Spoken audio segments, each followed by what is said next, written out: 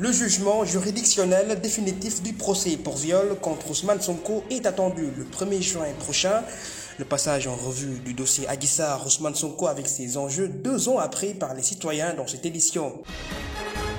Le Conseil interministériel en préparation de l'hivernage 2023 est présidé par le Premier ministre Amadou Ba.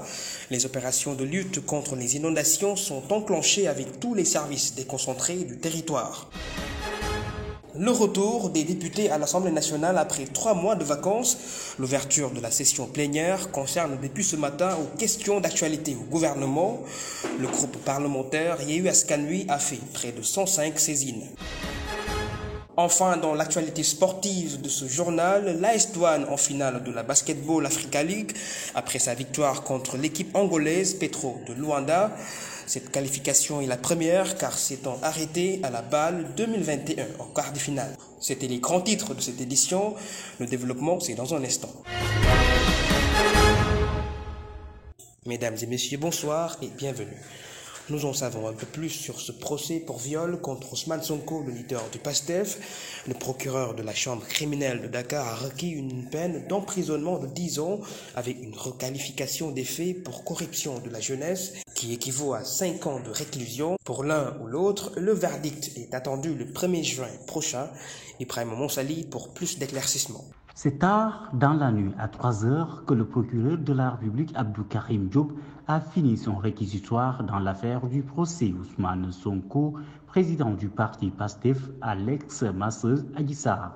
L'audience a fait 18 tours d'horloge entre la partie civile et la défense. Oui, la défense, notamment d'Ousmane Sonko, était absente devant la chambre criminelle car leurs demandes de renvoi du procès leur ont été refusées par le juge. Seule la patronne de Suite Bouti, Dey Khady Ndiaye, les témoins tels que l'ex-capitaine Touré, le docteur Alfousseini Gaye, gynécologue, ont fait face à la partie civile Adji Sarr accompagnée de ses avocats. La pièce maîtresse dans une affaire de présumé viol était sans détour le certificat médical effectué par le médecin Alfousseini Gaye qui affirme avoir prélevé des sécrétions de spermatozoïdes sur Adji Sarr et ajoute ne rien remarquer de particulier. Dey Khady Ndiaye, patronne du salon de massage qui était en son 8e mois de grossesse, s'est défendue toute seule devant la barre. Ses avocats ont également boudé la salle d'audience. Le procureur de la République, Abdou Karim Diop, est convaincu. Dans son réquisitoire, il demande à la chambre criminelle de réclamer Ousmane Sonko coupable des faits qui lui sont reprochés et de le condamner à 10 ans de réclusion criminelle. Sur des faits constitutifs de viol, une autre réquisition vient de se greffer, celle de la corruption de la jeunesse, qui peut condamner Ousmane Sonko à 5 ans de prison. Dey Khady Ndiaye, quant à elle, le procureur a requis 5 ans de réclusion criminelle pour complicité de viol et qu'elle soit condamnée à un an ferme pour incitation à la débauche, diffusion de photos obscènes et attentat aux bonnes mœurs. Les avocats de Adji Sarr réclament 1,5 milliard de francs CFA en guise de dommages et intérêts. Pour l'instant, le pays retient son souffle en attendant le délibéré du juge El Hadji Issa Ndiaye prévu le 1er juin prochain. C'était en mars 2021, 2 ans déjà que le procès de viol opposant Adji Sarr à Ousmane Sonko tient en haleine le Sénégal avec son lot de dégâts. Plusieurs enjeux ont surgi touchant la démocratie, la stabilité et la justice du pays. Ce triptyque est laissé à l'appréciation des populations rencontrées ce matin. Reportage Emmanuel Sarr et Astou Baldé. Un climat paisible à Dakar au lendemain du procès Ousmane Sonko Adji Sarr. Le délibéré du procès qui est prévu le 1er juin prochain pourrait engendrer d'énormes conséquences dans la capitale. Ce procès est une affaire de 2 citoyens, donc ces problèmes pouvaient être évités. Et cela nous a coûté d'énormes dégâts matériels. Beaucoup d'entrepreneurs ont perdu leurs biens et on ne sait pas s'ils ont fait des prêts ou pas. Et des bandits en ont profité pour voler. C'est à éviter. Tous ces gaspillages, nous tomberons dessus. C'est à éviter franchement. Ce que je conseille aux jeunes, c'est la discipline et éviter la violence et de préparer leurs cartes d'électeurs. Le Sénégal, longtemps apprécié de ses principes démocratiques par des pays qui l'entourent. Aujourd'hui, à travers ce procès de viol opposant Adji Sarr Ousmane Sonko, la justice est de plus en plus pointée du doigt. Effectivement, s'il y a procès, j'ai peur et stressé. D'un côté, je peux dire que la justice n'est pas totalement indépendante, vu qu'il n'y a aucune preuve du côté de la victime. Le réquisitoire du procureur à l'accusé Ousmane Sonko, favorable à une condamnation, suscite déjà l'émoi. Dans cette circonstance très complexe, l'enjeu découlera de la décision de la justice. Sur cette affaire, l'un accuse et l'autre réfute les accusations. Donc, seule la justice doit trancher. Et en ce moment, on saura qui a tort ou a raison. Pour le bien de tous et la stabilité du pays, Sonko ne doit pas être enfermé. L'instabilité sévit au Sénégal depuis le début du procès de viol devant la chambre criminelle. D'importants dégâts matériels. Les 3 décès enregistrés viennent s'ajouter analyste des drames qui revient à 17 victimes au total. Toujours dans l'actualité de ce journal, l'hivernage 2023 en approche à Dakar où les inondations les plus monstres sont constatées dans le pays sans un répit car c'est une course à la montre. Le Premier ministre Amadou Ba et les différents services étatiques vont engager la lutte et lancer la prévention et veiller à la bonne exécution et dans les délais requis des travaux structurants en cours. Le Conseil interministériel d'hier consacré à l'hivernage accorde une importance particulière aux zones inondables du territoire national qui nécessite une bonne cohésion des opérations relevant des compétences des départements respectifs. Au ministre de l'Eau et de l'Assainissement, Serigne Mbaye Thiam, est demandé de finaliser et rendre disponible la cartographie des zones inondables au plus tard fin juin. Les recommandations sont valables aussi dans les communes avec un cadre de prévention pré-hivernale relatif au curage des caniveaux, le désensablement de la voirie et l'enlèvement des résidus. Sur ces voies, le Conseil interministériel a été aussi l'occasion dans l'appréciation des préparations de constater les prévisions météorologiques qui annoncent un hivernage 2023 pluvieux.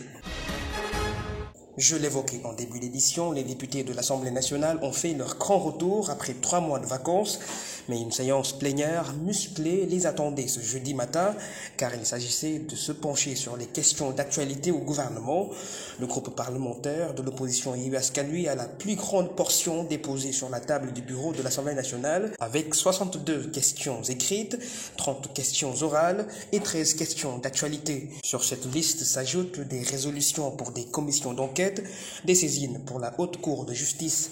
Le président du groupe parlementaire, Birame Souleye Diop, fustige le tri sélectif insignifiant que de 18 réponses du bureau sur les 105 saisines. La séance plénière de ce jour a été effectuée sur la supervision des journalistes, des techniciens et photographes détenteurs de la carte nationale de presse, seuls admis dans l'hémicycle.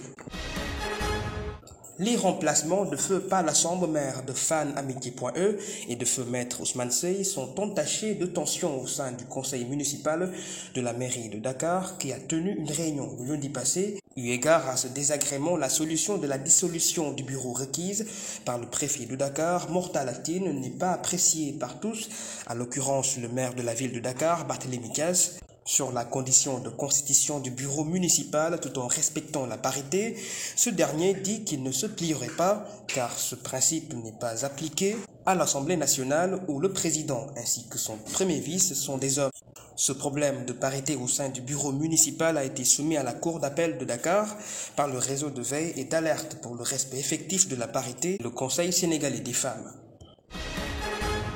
Après le saccage de sa villa par des manifestants à la veille du procès Ousmane Sonko Adji Sarr du 16 mai, l'ancien maire de Goudomp se dresse contre Ousmane Sonko dans une mobilisation pacifique que la coalition Benno Bokk Yakaar a organisée à Ziguinchor. Il a accusé le leader du PASTEF de faire dans l'anarchie, installant le chaos. Voici Souleymane Ndiaye, responsable politique de Benno Bokk Yakaar et par ailleurs directeur général de la SAPCO, au micro de notre correspondant à Ziguinchor, Mame Ndiaye. On ne va pas accepter qu'un citoyen sénégalais lambda vraiment défie toute la République défie les institutions de la République. Et ce dernier dit qu'il voudrait demain être président de la République. Je pense que ce ne sont pas les Sénégalais qui vont le lire. Ce ne sont pas les Sénégalais qui vont le lire. Certainement, il ira dans une autre planète pour déposer sa candidature, mais pas au Sénégal. Mais nous l'avertissons. Nous avertissons également ces partisans qui ont saccagé ma maison récemment à Goudomp, qu'ils se le tiennent pour dit. Moi, Souleymane, personne ne peut m'intimider. Jamais de la vie. Si j'étais un peureux, certainement je ne serais pas là à Ziguinchor. Et moi, j'étais prêt aujourd'hui à marcher jusqu'à la maison, au domicile de Ousmane Sonko. Pas pour faire des casses. Non, nous sommes des républicains. Nous n'appelons personne à la violence. Mais nous allons l'inviter à sortir et aller répondre tranquillement à la justice et respecter les institutions de la République du Sénégal. Nous appelons tout le monde à la paix, à la sérénité. Mais également, nous appelons tous nos militants à se tenir prêts. Quand il s'agira de nous battre, nous n'allons pas accepter que des moins que rien nous dictent leur loi. Impossible. Là, je peux vous donner cette assurance. Et je ne suis pas comme les autres leaders qui appellent leurs militants à sortir et ils fuient. Ça n'a pas de sens. Moi, je pense que moi, Souleymane, lorsque je vais vous demander de sortir, c'est moi qui vais guider la manifestation. Rassurez-vous, je ne vais jamais fuir. Le journaliste Serigne Saliou Gueye a passé sa première nuit à la sûreté urbaine de Dakar. Hier, après être soumis à une interrogatoire des enquêteurs, le directeur de publication du quotidien Yoor n'a pas échappé à des charges retenues contre lui, l'une pour usurpation de fonction de journaliste, car estimant que le mis en cause ne détenait pas une carte de presse nationale, et l'autre pour outrage à un magistrat. Le journaliste qui a déféré à la convocation hier, après qu'il l'ait reçu la veille, devrait être entendu sur un texte signé Magister, publié dans son journal intitulé « Chers collègues magistrats, ressaisissons-nous ». Cette publication serait faite dans un contexte post-condamnation en appel d'Ousmane Sonko, dont la procédure intentée contre lui par le ministre Mame Mbaye Niang. Bien que sécuritaire, l'arrêté du gouverneur de Dakar d'hier portant interdiction de circulation des motocyclettes et motocycleurs, les acteurs en déduisent une privation de leurs activités. En ce sens, la formalisation du secteur est mise en exergue. L'avantage du statut professionnel du conducteur pour une meilleure identification est appréhendé. Reportage Emmanuel Sarr et Cherté Gancha. Après 24 heures de suspension de circuler dans la capitale dakaroise, les motocyclettes reprennent la route. L'arrêté du gouverneur relevait d'une question de sécurité nationale. Sa récurrence demeure un problème, c'est ces conducteurs qui en discutent dans tous les coins des rues. C'est vraiment dur pour nous, surtout quand on est responsable d'une famille. C'est une décision qu'on doit respecter, sinon les sanctions vont nous tomber dessus. Ils doivent comprendre notre situation, nous les conducteurs de mototaxi. C'est cette activité qui nous permet de subvenir nos dépenses quotidiennes. On n'a que ça comme activité. On ne vole pas, encore moins, on n'emprunte pas le chemin de l'immigration clandestine. On reste dans notre pays. Ce nouveau mode de transport récemment adopté par les Dakarois, au vu de son efficacité, enregistre une importante activité commerciale. Tout arrêt peut engendrer d'énormes pertes. L'économie est toujours freinée depuis l'arrêté du gouverneur. Et actuellement, je n'ai aucun sou pour la famille. C'est grâce à cette activité que je paye mes loyers et la scolarité de mes enfants. Quand on ne travaille pas, beaucoup de personnes seront affectées. C'est grâce à nous que certaines personnes rallient leur lieu de travail pour éviter les embouteillages. Cette détermination avec une volonté de réussir se heurte néanmoins à un secteur informel ne répondant pas toujours à un cadre structuré. L'assainissement serait un grand avancement. Ça doit nous appuyer pour que nous puissions circuler librement dans les routes sans répression policière ou de gendarmes. L'État doit nous faciliter notre boulot. Le président Macky Sall nous avait promis d'avoir les mutations gratuites et l'accessibilité des cartes grises, mais jusqu'à présent, rien n'est fait. On aimerait vraiment être soutenu par les autorités en créant des aires de stationnement réservées uniquement aux conducteurs de mototaxi. Dakar, durement marqué par un contexte sociopolitique tendu, entraîne ces temps de façon périodique l'arrêt systématique des activités des entreprises ainsi que des écoles. Quant à la veille de 7 procès à Adji Sarr contre Ousmane Sonko, les conducteurs de moto sont privés de circuler. L'association des étudiants sérères de l'université Gaston Berger de Saint-Louis a organisé les 48 heures de ces journées culturelles pour mieux valoriser la culture sérère. Le thème retenu de l'édition 2023 est « Conflits et convergences culturelles ». Quel enjeu pour le sérère? À cette occasion, les étudiants ont sollicité les autorités d'un appui dans l'accueil et l'intégration des nouveaux bacheliers. Écoutons le porte-parole, Cheikh Tidiane Diouf, au micro d'Idrissa El Walid Sow depuis Saint-Louis. Comme nous le savons, la culture sérère qui est une culture très riche, une ethnie qui est très vaste, avec beaucoup de dialectes.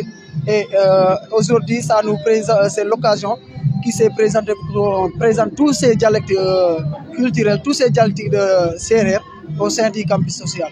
Conflits et convergences culturelles, enjeux pour le sérère. C'est le thème que nous allons développer pour ces 48 heures culturelles cette année-ci. Nous nous confrontons vraiment à des difficultés parce que des fois nous avons des étudiants orientés à l'IGB, ils ne connaissent personne ici, ils contactent directement les présidents des ASC, des associations qui sont là. Des fois on se retrouve avec des situations, avec des étudiants qui n'ont même pas de logement parce qu'ils ne connaissent personne ici. Et nous aussi, comme la culture sérère est vaste, des fois on a des problèmes pour trouver des chambres, pour les trouver de logement. Franchement, des fois aussi ils se retrouvent sans bourse. Ils vont faire toute l'année ici sans bourse.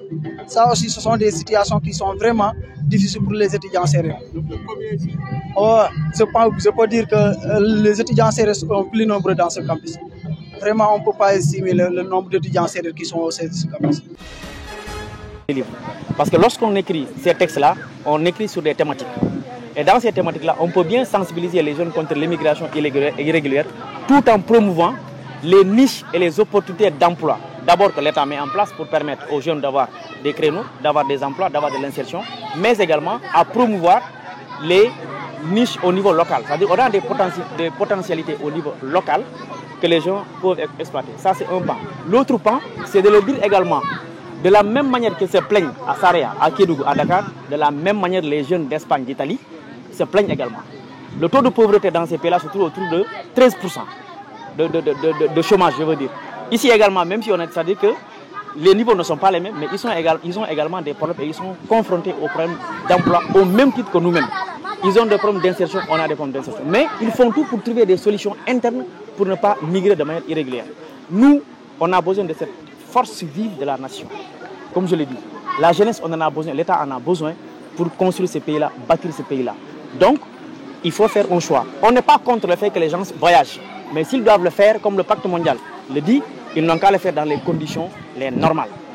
Là, c'était la cérémonie. Et vous verrez également au niveau de la cérémonie, il y a eu des distinctions. On fait les distinctions là. D'ailleurs, j'en profite pour rectifier. Ce n'est pas parce que ceux qui ont été primés ont accompagné. Non, non, non, non, c'est pas ça. On le fait pour récompenser un travail qui a été fait. Je donne l'exemple du commandant de brigade de Saraya, qui fait un travail remarquable dans cette zone-là. Mais vous voyez, c'est l'occasion aujourd'hui que les populations puissent reconnaître cet effort de sécurisation. Vous voyez l'IF qui est là, qui fait un travail remarquable. C'est l'occasion de récompenser. Au moins de dire que la population est là, elle est sensible et elle sait les efforts qu'on fait. Je voudrais d'abord rendre grâce à Dieu pour cette opportunité qui nous a été offerte de recevoir ce festival, 3e édition bien sûr, du cercle des amis de la lecture et du livre de Kédougou, évidemment sous la houlette de Seydou Oumar Sow, Moussa Seydou Sow, Moussa Seydou Diallo, autant pour moi. Festival qui est axé sur effectivement l'impulsion que l'on veut donner à la lecture au niveau des enseignements apprentissages, évidemment au profit des apprenants. c'est vraiment une opportunité, en tout cas pour nous, autorités administratives, vraiment de suivre tout cela, puisque c'est un intérêt majeur pour nos apprenants, mais également pour le système éducatif. Donc, encore une fois, disais-je, c'est une opportunité pour nous, mais également pour les élèves auxquels, justement, à qui justement ce festival-là est destiné. La ziara annuelle de Saroudia a connu une belle réussite ce week-end, vu la convergence de ces milliers de fidèles adeptes à la cérémonie.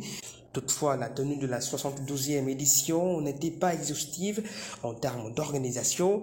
Le comité religieux n'a pas apprécié l'absence des autorités administratives locales, surtout au niveau sécuritaire, en amont et en aval. Compte rendu, Dougou Tegui Karabi, notre correspondant à Kédougou. La ziara annuelle de Saroudia a pris fin ce week-end dans le département de Saraya. Elle a vu la participation des milliers et des milliers de fidèles musulmans venus de la Guinée, Conakry, du Mali, de la Gambie, mais aussi de l'intérieur du Sénégal, dans toute la région. Lors de sa cérémonie de clôture, les autorités administratives de Saraya ont brillé par leur absence, ce qui n'a pas du tout plu au khalife général de Saroudia, El Hadj Momodouba Diahabi. Je suis le premier à déplorer cela, puisque connaissant l'ampleur de l'événement, je me suis dit que vraiment c'était pas bien de faire passer d'organiser cet événement sans la sécurité. Étant donné que Saroudia est une zone frontalière qui est entre le Mali et la Guinée-Conakry, donc est aussi excentrée de la région de Kédougou, qui fait à peu près 126 km de Kédougou. Donc, si nous organisons un tel événement, d'abord, la première chose c'est la présence des autorités de sécurité. Puisque quand on mobilise, ou bien quand on réunit à peu près 1000 personnes, il faudrait quand même que la sécurité soit là avant, pendant et après l'événement. Lors de sa cérémonie de clôture, les autorités administratives de Saraya ont brillé par leur absence, ce qui n'a pas du tout plu au khalife général de Saroudia, El Hadj Momodouba Diahabi. Toutefois, la ziara annuelle a connu un succès éclatant pour sa 72e édition et les fidèles musulmans venus de partout et le khalife de Saroudia ont prié pour une paix durable au Sénégal, dans la sous-région, dans le monde, particulièrement pour la région de Kédougou. Passer la nuit, d'abord tout le village n'est pas électrifié. Bon, donc si c'est un grand nombre de personnes se réunissent, la première des choses d'abord c'est la présence de la sécurité. C'est ça le plus important. Parce qu'aujourd'hui tout le monde sait que nous avons des problèmes au Mali, à la frontière et aussi en Guinée. Donc, s'il y a un village ou bien une commune qui est frontalière de ces deux pays n'est pas sécurisée, vraiment la présence de ces pèlerins est menacée. Ce que nous avons longtemps demandé, c'est la mosquée, la construction de cette mosquée, puisque le Gamou de Saroudia prend de l'ampleur d'année en année.